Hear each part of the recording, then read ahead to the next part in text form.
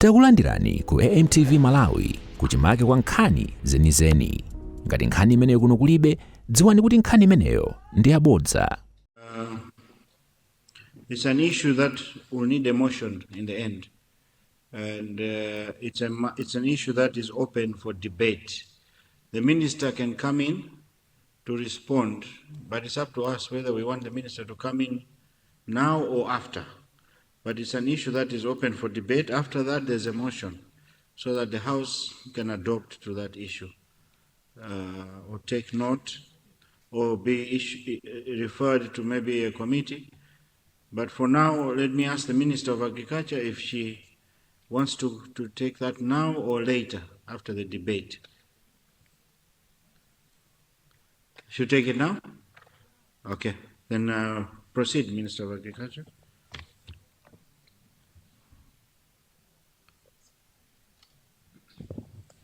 Thank you very much, Mr. Speaker, sir. I would like to thank the Honorable Member for Lilongwe Likuni for this very important question about the investment in the fertilizer industry. Right, Honorable Speaker, the Honorable Member for Lilongwe Likuni has given an explanation as to why the investor should be given a license to produce fertilizer in this country. The reasons being the fact that the investor will employ Malawians, the investor will pay taxes, fertilizer will be cheaper, and therefore the license should be given. Right, Honorable Speaker, this is indeed the case, and there is no government that can refute this.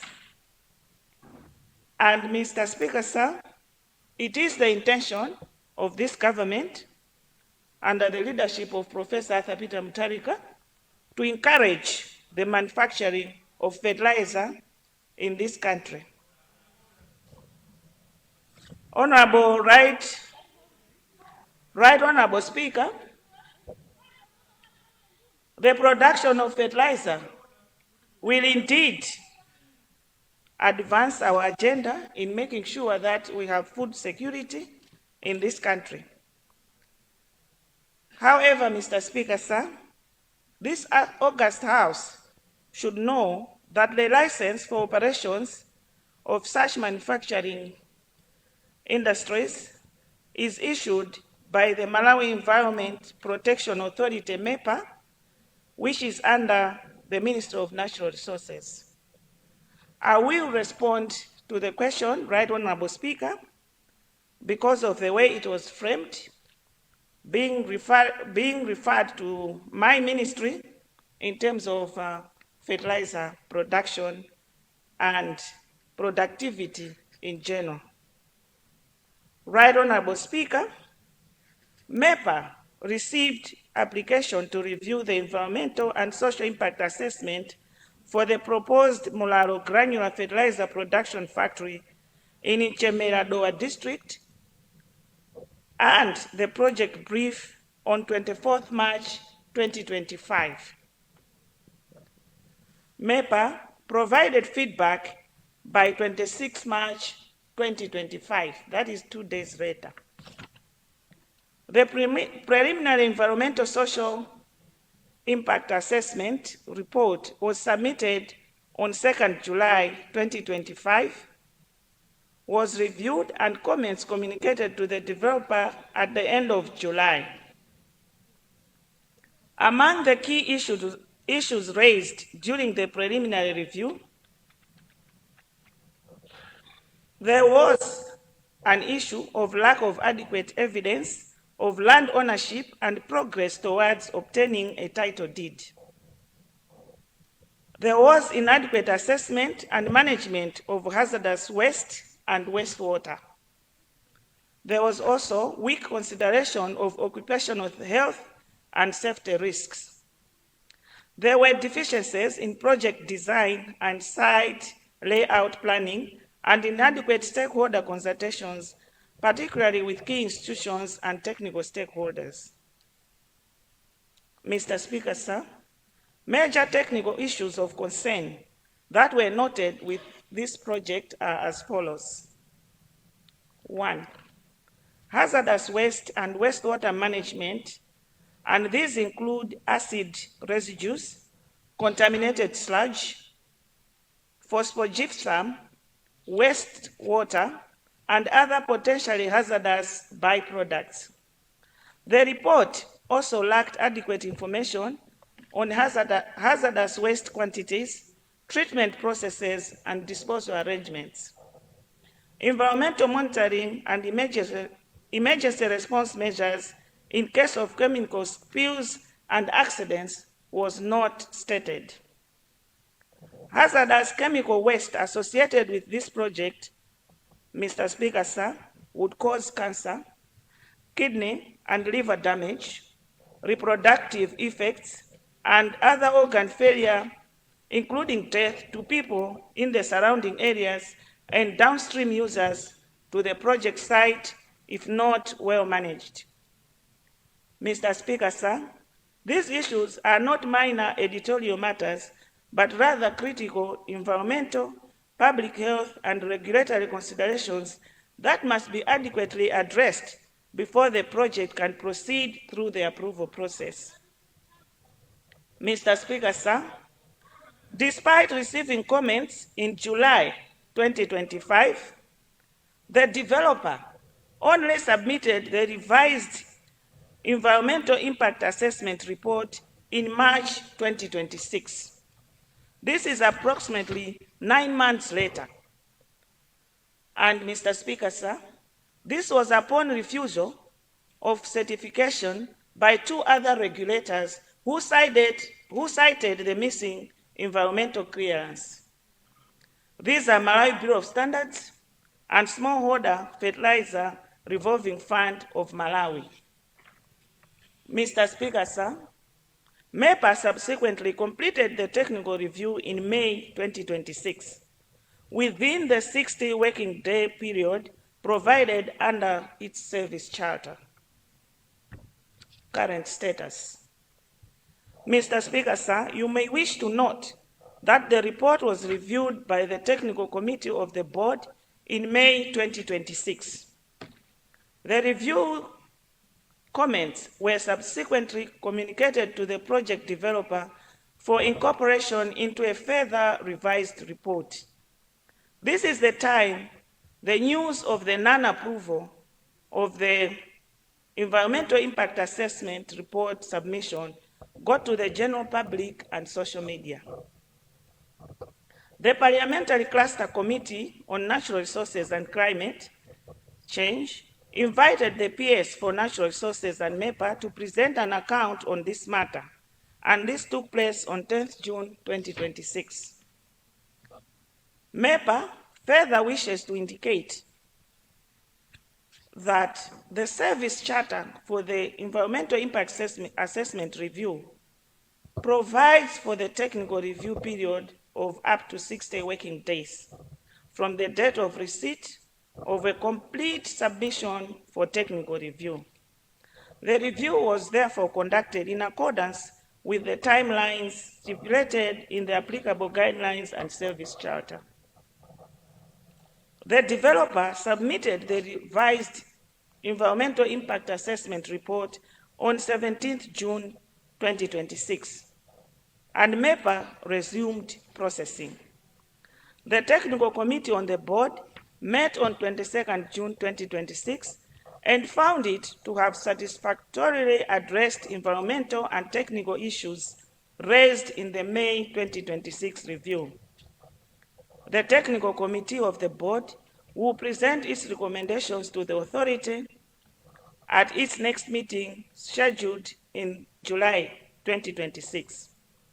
The documented timeline clearly demonstrates that MEPA processed all submissions within the prescribed timelines and that significant delays arose from factors outside the authority's control, including the approximately 9-month period between July 2025 and March 2026 taken by the developer to submit a revised report following the editorial and preliminary review stage and the outstanding submission of the revised report following technical review. Right Honorable Speaker, my ministry and the Ministry of Natural Resources wishes to make assertions that the environmental impact assessment review process for the proposed Molaro granular fertilizer production factory has been undertaken in accordance with the Environment Management Act and the relevant environmental impact assessment guidelines. The authority remains committed to ensuring that all development projects are processed in a timely, transparent, and professional manner while safeguarding environmental sustainability and compliance with Malawi's environmental laws and standards.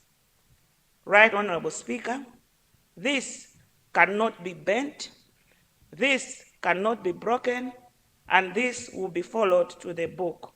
I thank you, Mr. Speaker, sir.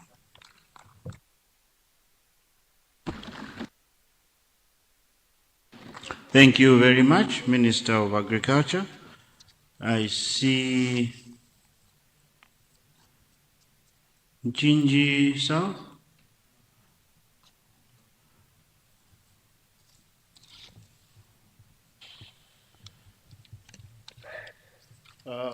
Thank you so much, Right Honorable Speaker,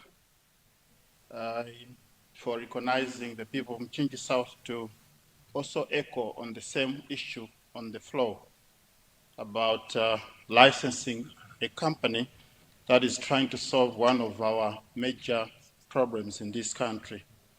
I indeed rise in support of the motion brought in the House by the Honorable Member from Likuni, Lilongo Likuni, of the importance of issuing license to a local investor who is trying to start producing fertilizer, one of the products that is consuming or eating a lot of our foreign exchange.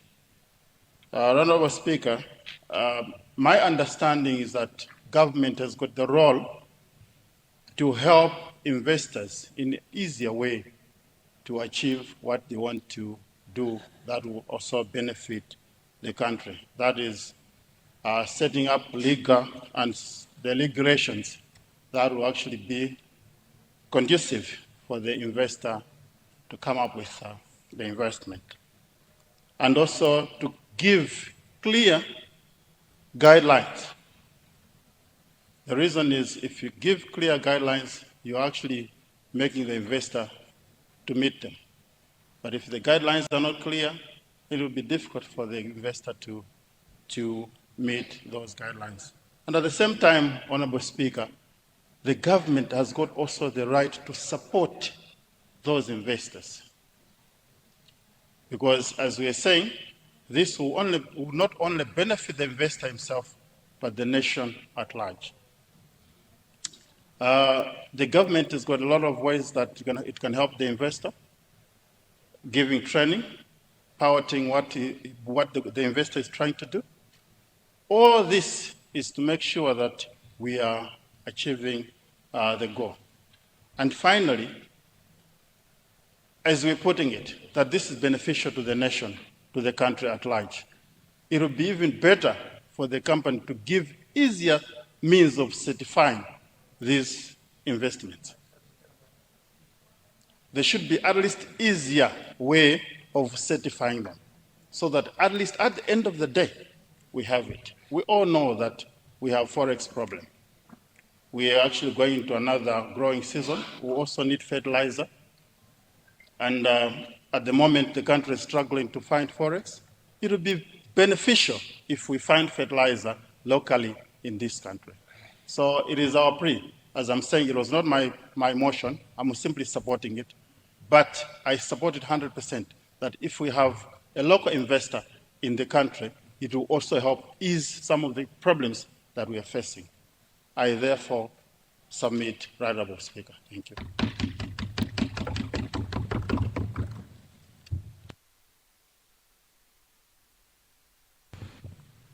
Thank you, Gingy South. Isn't Gingy Southeast?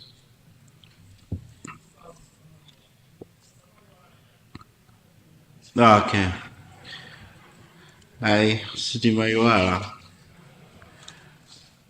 Salima North, you want to say something on the same? You have the floor. Thank you very much, Mr. Speaker, for giving a chance to the people of Salima North to comment on this important issue under discussion. Mr. Speaker, I'm answering the question why this should be approved. I'm looking in different angles of the necessity of the factory, but I'll share you these few things. Number one, Mr. Speaker, sir, this country is looking at maintaining the forex generation. And if we rely on importing fertilizer, it means we are giving pressure to our coffers to release more forex so that we should import fertilizer.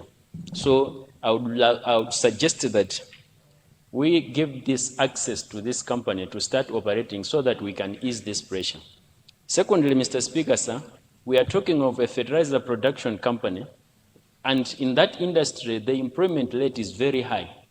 So if we give this access to this company to start producing, we will give access to more young people, even those that are coming from South Africa, and all these graduates we have in this country who are lacking employment, they will get employment from this factory.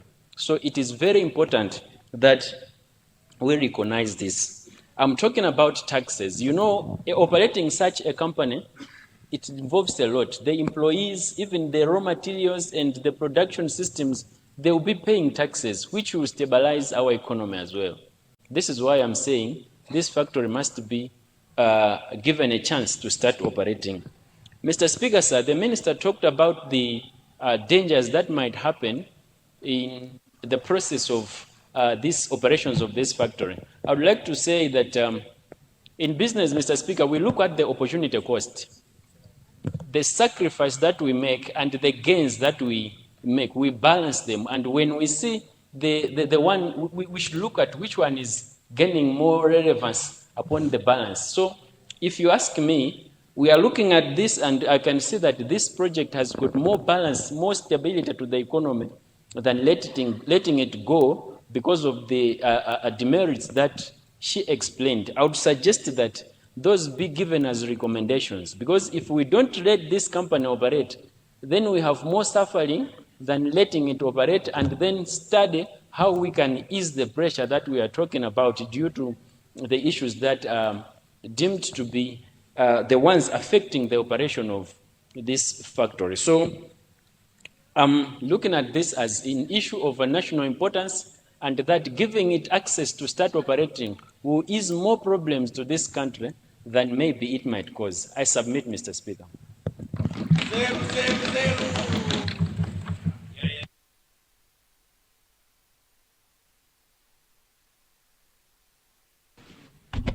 Thank you.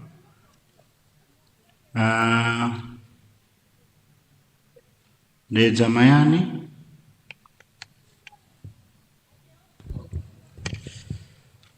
Thank you very much, Mr. Speaker, sir, for allowing the people of the Zamayani to add a voice to the issue that is on the floor.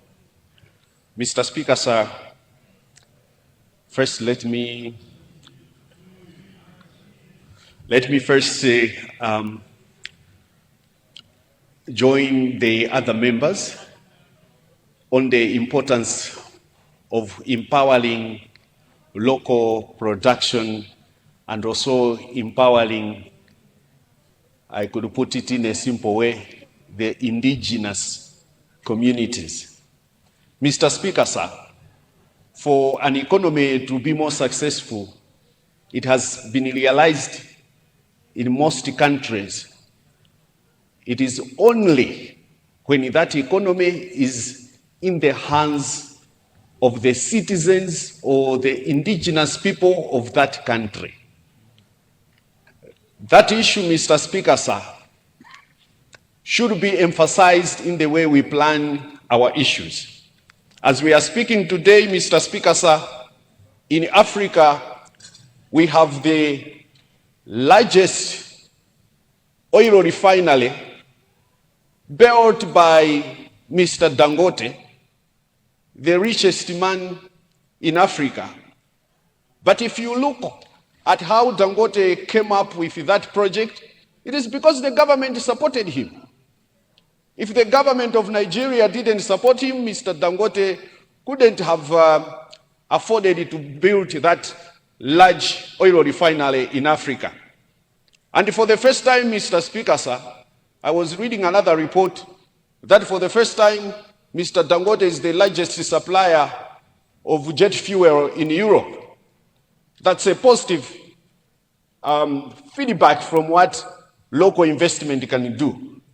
I wish if we, as a country, we could fully support Mr. Napoleon Dzombe so that in the end, we should be able to have our own fertilizer factory, such that when we have our own fertilizer factory, then we could be also exporting to other countries, just as it is done in other countries.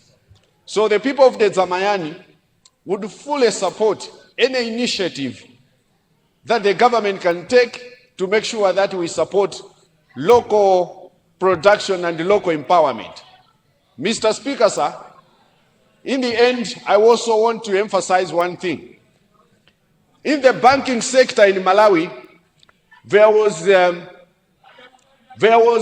no Malawians fully participating in the banking sector. But now, as we are speaking, Mr. Speaker, sir, there has been a positive outcome that for the first time we have a bank that is owned by a Malawian, and that's FDH Bank. And for the first time we have a Malawian billionaire in terms of the dollar value, and is Mr. Tom Mpinganjira. If we could do the same in all other sectors, as we have done in the banking sector, we could be progressing as a country, empowering the local Malawians, empowering indigenous Malawians to make sure that they should run in the critical issues of our economy. Mr. Speaker, I want your protection. Let's have order. Can we listen to the Zamayani? Mr. Speaker, sir, if we could target all the critical sectors and empower local Malawians to take part strongly in those areas, Mr. Speaker, sir, our country could progress. First is about import substitution, and then also to promote what we could call exportation of our products. So people of the Zamayani fully support the idea. As we are celebrating our independence in this month of July, what kind of a child, Mr. Speaker, sir, Malawi is 64 years old now, but it cannot cook its own fertilizer, cannot prepare its own meal, cannot produce its own items. So, Mr. Speaker, sir, the point I'm trying to emphasize, if as a country we can't produce anything like fertilizer for 64 years, where is our independence as a country? Very much for recognizing the people of Mzimba West constituency to put their voice to what is on the floor. Honorable Speaker, I'll be very brief. People of Mzimba West, just like any other Malawian, are looking forward to fertilizer, which could be locally produced. That's what we would appreciate, yes. However, Honorable Speaker, we want to use that fertilizer when it is produced. We don't want to produce fertilizer at the cost of human lives, at the cost of the environment that we need to keep ourselves. I think as we're debating this, let's pay attention to the concerns that have been raised. At this point, Honorable Speaker, as much as I support this, I want to say something important. We seem to be our own devil because a foreigner will come here to invest in the same production, and we will think he has been favored simply because he hired the right people, they followed all the required procedures. I am speaking from a point of knowledge that we have similar structures standing across the country which are not functional because we missed very basic things. And on this one, Honorable Speaker, our concern is the environmental and social management plan. If these things are not addressed, we are risking lives. I therefore support that the investor be given the adequate support to address the issues that have been raised because they are equally important, and in fact, lives are not just statistics. Even if it's one life, we cannot compare on any other scale. I heard a term that came up in here, the cost-benefit analysis, the opportunity cost. But the opportunity cost, let's think for a moment. One life is how much?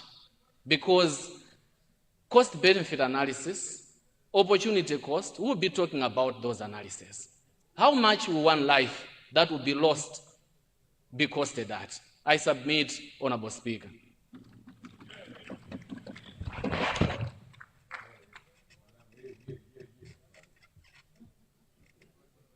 Thank you, Mzimba West. I will take Chitipa Chendo. You have the floor.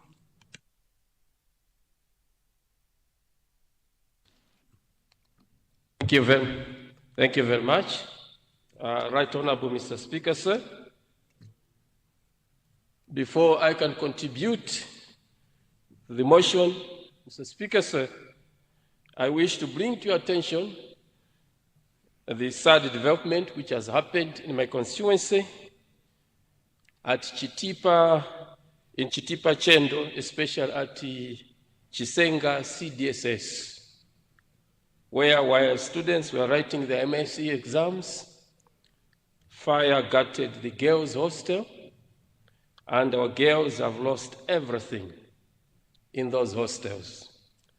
They are psychologically haunted and tortured, and I wish to take advantage of this opportunity to inform you, sir, and the concerned stakeholders to see how best our girls can be assisted at this difficult time and critical stage as they write the exams.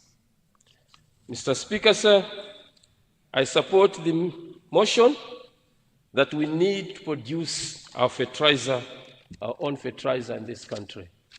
I submit.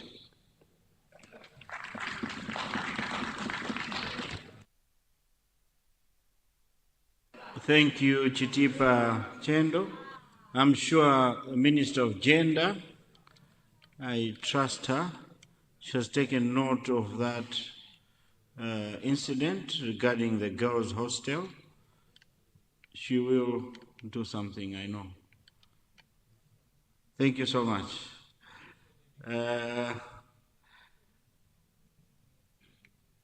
Minister of Education, you have the floor. Thank you very much. Thank you very much, Mr. Speaker, sir. I would like to seize the opportunity to thank the honorable member from Chitipa for bringing this very important matter on the floor of the House. And I would like to assure him that this matter will be addressed immediately. I thank you, Mr. Speaker, sir. In fact, I should have referred it to you in the first place. But when I heard about the girls, I immediately thought of my sister there. But thank you so much, Honorable Minister of Education. And indeed, those girls need to be helped. I'll take the last one, Lilongwe Site Lumbazi. You have the floor, sir.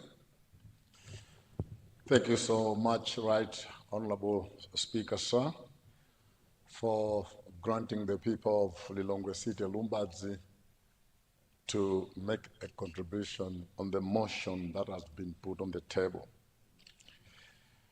Let me begin, Right Honorable Speaker, sir, by urging this House that I think we were mandated to hold power that we have because of issues of national interest.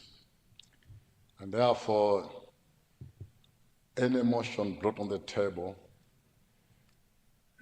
whose implication goes to the national importance, I think all of us require to be sober-minded and provide the necessary support.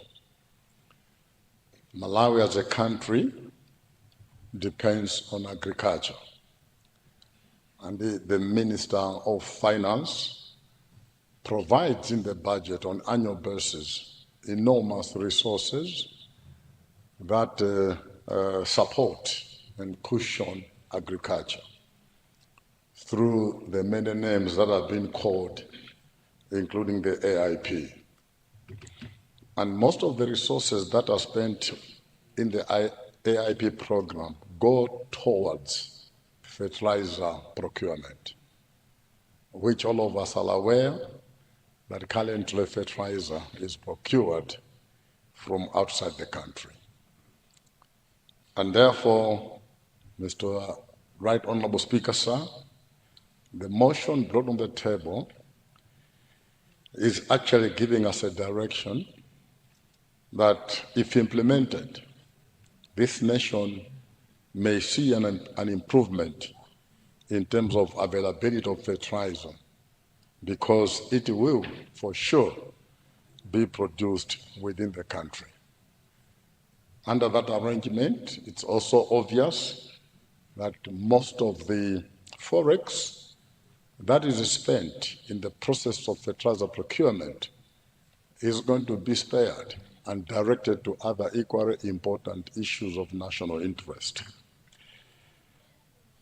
Secondly, Right Honorable Speaker, sir, allow me to indicate that we have been grappling with the issues of fertilizer subsidy in this country.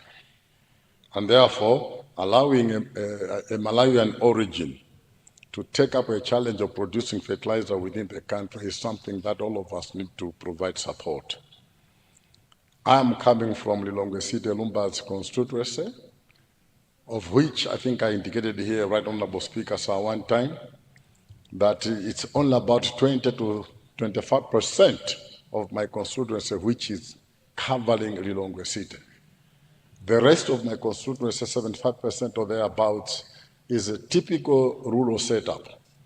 And therefore, there are a lot of farmers within my constituency that would benefit from a situation where fertilizer is produced within the country.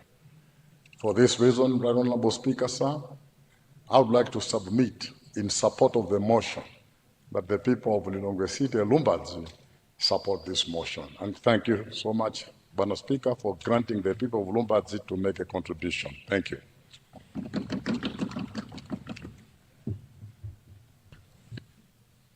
Thank you.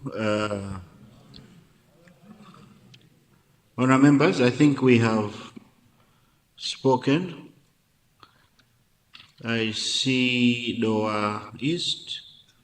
You'll be the last one to contribute on this one. But how are you, Doha East? I am very good, Right Honorable Speaker. Thank you. And I would like to take this opportunity to thank you for recognizing the people of Nalunga, Vera, Maweru, and Senior Chief Inkosi Chiwere. The motion we are discussing this afternoon, Right Honorable Speaker, is very, very important. And we all clapped hands for the Minister of Agriculture when she presented her statement on how we had done our fertilizer subsidy program, for one reason, that she had just assumed her office, but she had tried quite a lot to make sure that fertilizer is distributed across the nation. She highlighted in her speech, her statement on that particular day, that there were issues that her ministry was resolving, and some of it was logistical issues.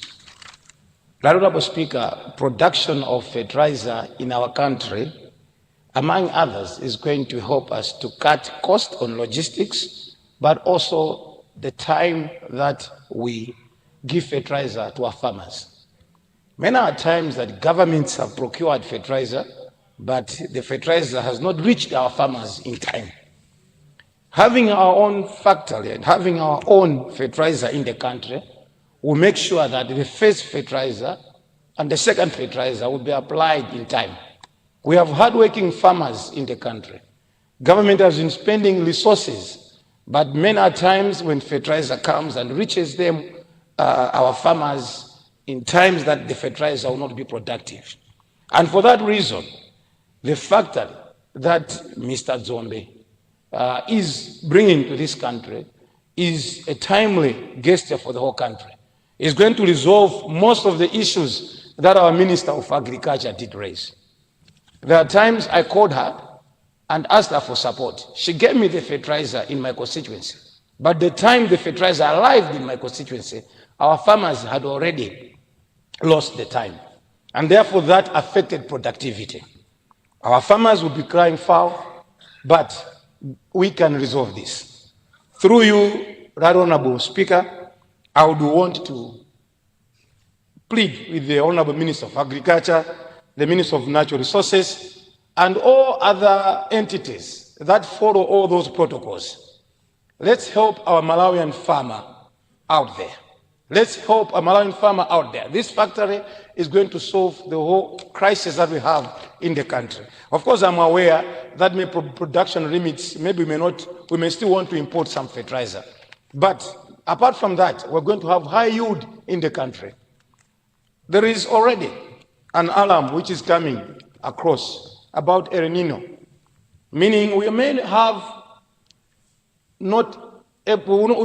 be able to receive enough rains in the country.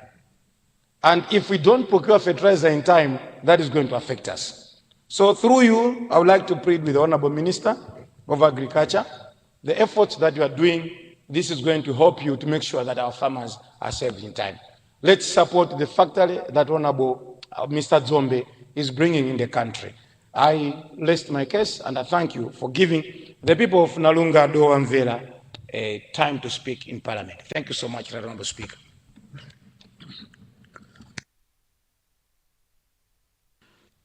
Thank you, Doist, for that. Honourable members, we have spoken on this issue. First of all, it doesn't need a motion. I was double checking. It's normally comes in for debate, and maybe the Speaker could give guidance on these issues. I did speak earlier on the issues of bureaucracy. I think all of you agreed with me that if it wasn't for the bureaucracy that is happening in our offices, this country could be way ahead.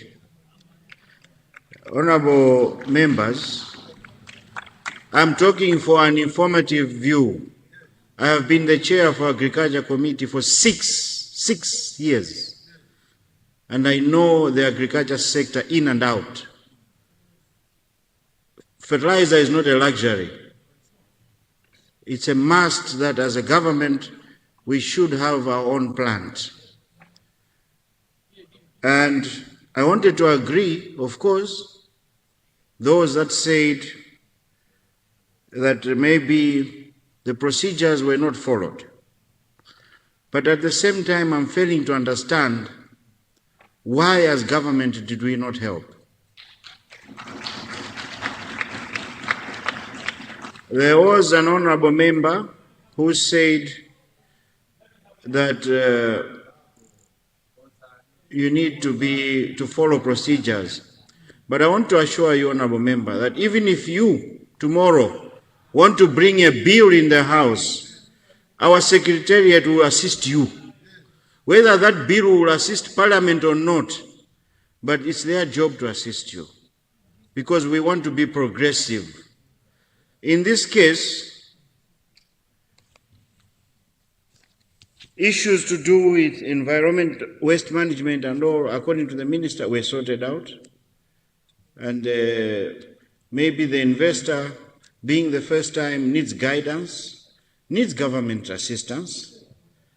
But at the same time also, I want to talk to you big politicians. Stop commenting on this issue. The moment you comment on this issue, you are politicizing it. And you are affecting that investor. It doesn't matter where he comes from. We want fertilizer. We're using Mikozo. There was no issues of waste management then. So can we please be progressive?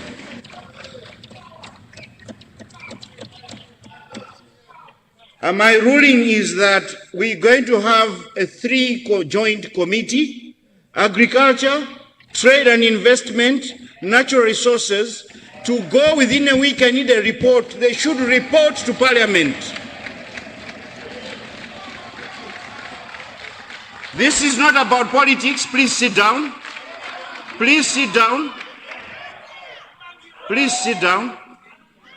But we need to go there and understand it's a big investment. We need this factory to be up and running.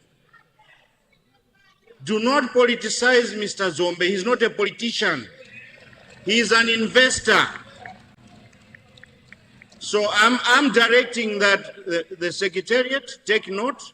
3 committees, joint committee. I would like to see the chairs in my office tomorrow. We find a way forward. Even if it's me to go, I'll join them to go and see what is on the ground. As I said, I've been the chair for Agriculture Committee. I know there's a cartel that also works behind this, and we're not going to allow that to happen. Thank you.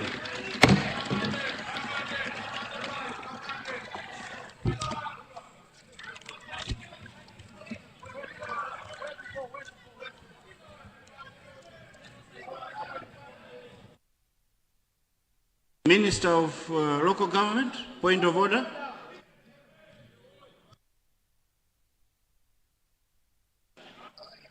Go ahead. Go ahead.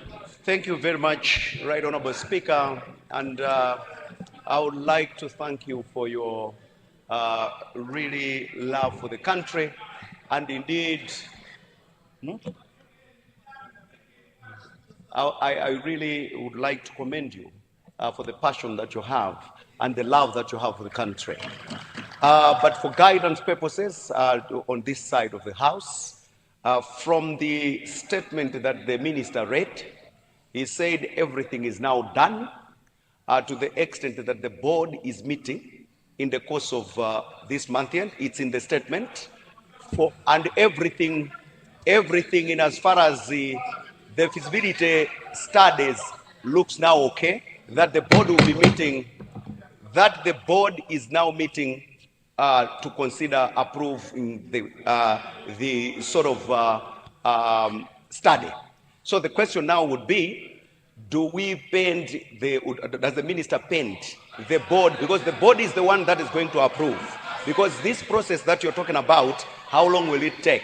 Otherwise, the public would think that we are still stalling or we're going back and forth, but the board is meeting to approve. So we just want guidance for purposes that we don't prolong this process, because the government really, and probably your speaker, you may want to note that the factory has not started being constructed within the 8 months we've been in government. He started a long time ago. And the MCP was in government, they would have approved this assessment this long time ago. So they shouldn't be holier than thou. They should not be holier than thou. It is not the problem of MCP, it is not the problem of DPP, it is the problem of systems that we have. And that we want now, your Speaker, your guidance. The board is meeting next week. How should we proceed? Does it wait for the ad hoc committee, or the board can still continue for purposes of progress? I submit.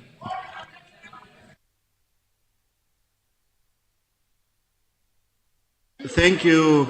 Can I have order? I want to agree with you, Honorable Minister of Local Government. Listening to the Minister of Agriculture, she said this issue started July, there was communication July 2025. This government was not in there. It is you. Okay? No, wait. Wait. It is the previous government. It is the previous government. Honorable, sit down, please. Can you sit down?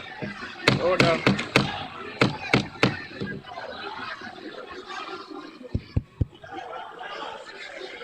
Order. Order. Order. Order. It is it. Order. You, Honorable MCP Whip, you were the spokesperson of the previous government. Now, it doesn't matter. Can I have order? Can I have order? What we are trying here is to correct the problem. The problem did not, because I don't want finger pointing. We both should take blame for this. We both should work together and make sure that this factory is running. That's what we are saying. But when you start pointing fingers, and they start pointing fingers, we are not going to move. What we are saying is the issue did not start now. It has taken too long. And now I'm hearing from the minister that the board is meeting. We are not sure whether this time it will be done. The joint committee, it's not an ad hoc committee, it's a joint committee. It is going to do its job for Parliament. The board can do its job, and we are going to do our job. So that is my ruling, and it is final.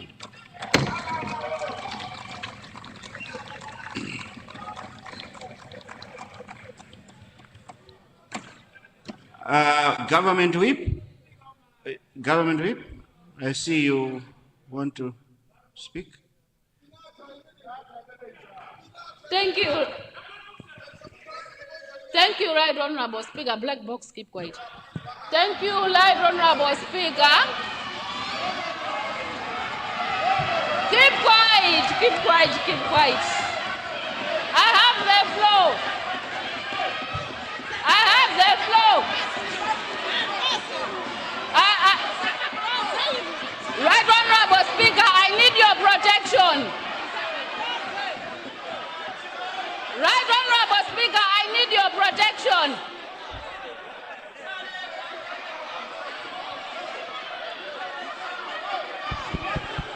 Honourable members, can I have order? Can I have your protection? Can I have order?